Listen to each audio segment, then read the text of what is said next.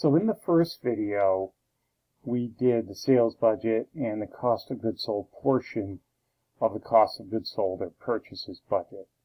As I said as a reminder, we don't need to do these right now. These are part of the financial budget where, we're looking at our cash, projected cash, expenses, and receipts. So we don't need to worry about that part of it right now. Now, the operating expenses budget should list all of our various operating expenses. To kind of shorten this video and exercise, I've just put 3 here: salaries expense, depreciation expense, and other operating expenses. So we have salaries expense, depreciation expense, and other operating expenses. Of course, it's better if you list them out.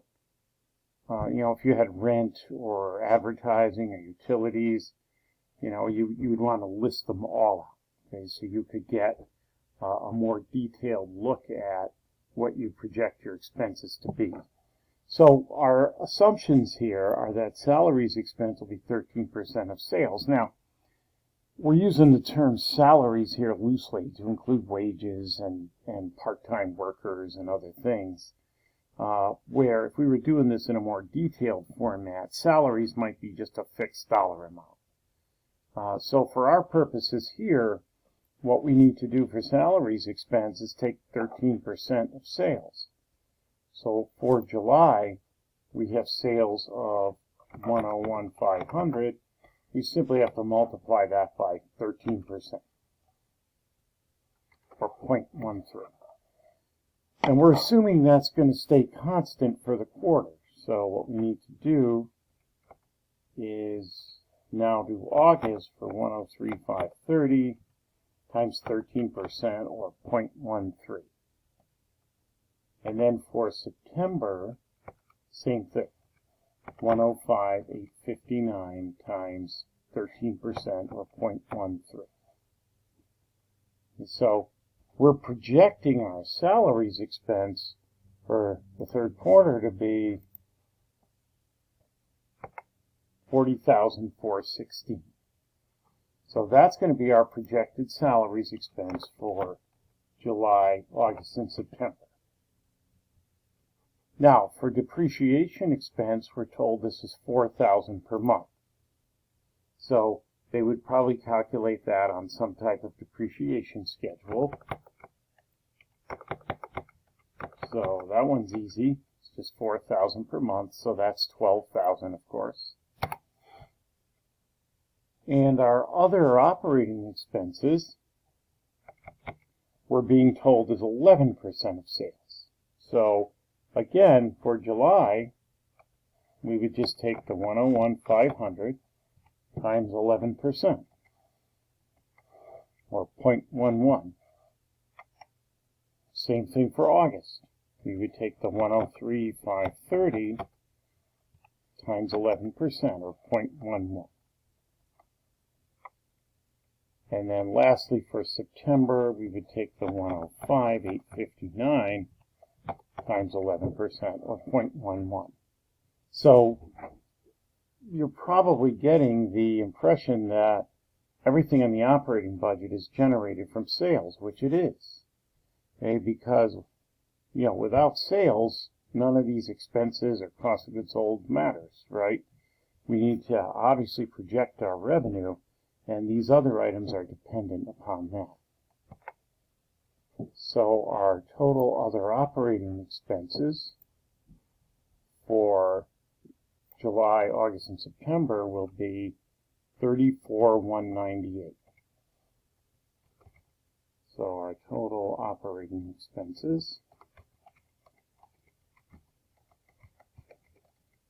for each month, again, we probably want to have this detail broken down to support our budgeted or pro forma income statement.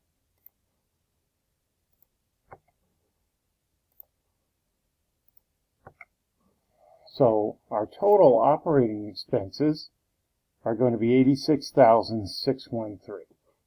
So depreciation is $12,000, and other operating expenses $34,198.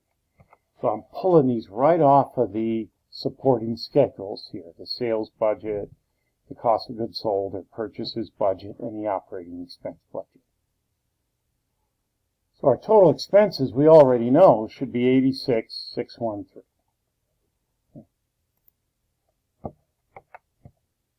Okay. Now, why is there a difference? Well, because of rounding. So let's just type it in. Okay, that's better. So our net income, we're just going to take our gross profit of $108,811 minus our total expenses of $86,613. So we're anticipating that our income for the quarter is going to be $22,198. So whenever we get done with the quarter, when we complete the quarter and we are then ready to compare this to what actually happened, it'll give us a good idea of how well we budgeted. There is another type of budget called the flexible budget that will allow us to compare at the actual level of activity. The master budget is not designed to do that. So this is kind of the overall plan. Now, as far as the vertical analysis, we know we're doing everything off of sales, right? So our salaries expense for the vertical analysis would be the 40,416 divided by 310,889.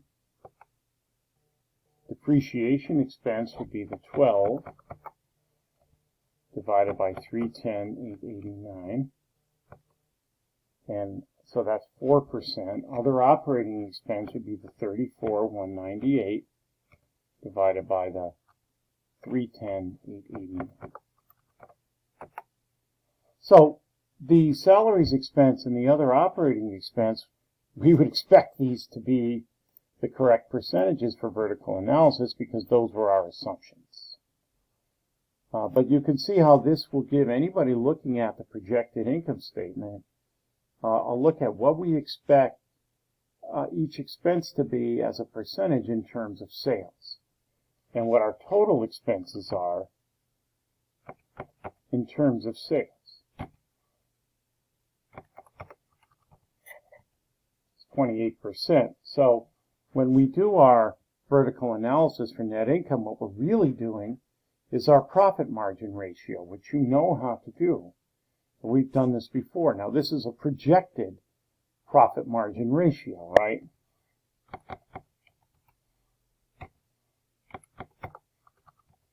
And it's going to be 7%. So we expect our profit margin ratio will be 7% for the third quarter of 2021.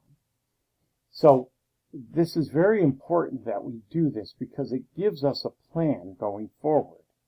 And then we can compare it to actual, after the end of September, and it will allow us to see how well we projected.